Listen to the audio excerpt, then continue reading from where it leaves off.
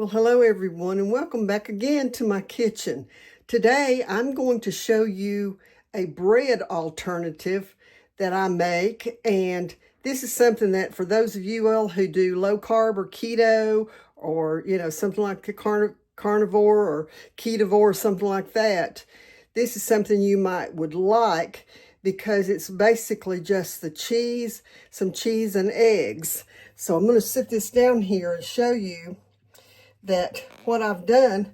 I have a bowl here that's about 2/3 of the way full with just shredded cheese, and you can use any kind of cheese that you want to use as long as it's shredded. And then here in this bowl I have 3 eggs that I've just broken. I'm going to stir it up a little bit so that the yolks and whites are mixed pretty well. And then all I'm going to do is pour that into this shredded cheese. Okay, so I've got them in this cheese, and now all I'm going to do is make sure that the cheese is coated completely with that egg mixture. So I'm just going to stir it around really well until everything is completely mixed together.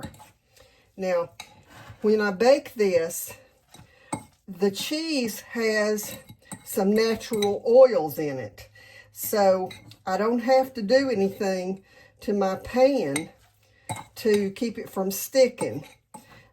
I will be using a non-stick pan anyway, but all I'm going to do here, you can see that this is almost completely mixed together.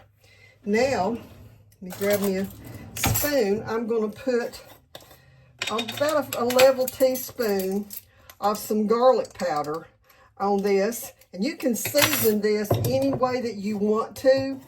I'm seasoning it with some garlic powder because we want to use this like breadsticks that we can dip in some pizza sauce, and it just makes a real good little snack. You also can press this out on a pizza pan and bake it until it's almost done whenever the eggs are cooked through, and then take it out and top it with pizza sauce and toppings. It makes a delicious pizza. So I'm going to add some salt to this. Not a huge amount of salt, but just enough to flavor it a little with that garlic, and stir it up together. And then I've got my pan here, and I'm just going to pour this into the pan and then press it down. I don't want it to be, real thin. So anyways, I'm going to get the rest of that out of there with my hands because I'm going to be pressing it down with my hands anyway. So you could do this with a spoon or whatever, but anyways, I don't want it to be extremely thin, but enough till I can bake it, and then I'll cut it into strips and maybe bake it a little bit more, and then I'll show you what it looks like. Okay, so I've taken this out of the oven, and I actually flipped it once and put it back in the oven, so it took about 30 minutes to cook on both sides. Now I'm going to flip it on the pan, and you can see it's about probably a 1/2 inch thick, and I could have left this in the pan and topped it with some toppings, but I'm just going to cut it through about like I would a pizza, and then I might actually put it back in the oven for a few minutes. I'll see how it does whenever I tear it apart and see if it looks like it's done all the way through. So, oh yeah, it's done, so it doesn't need to go back in the oven.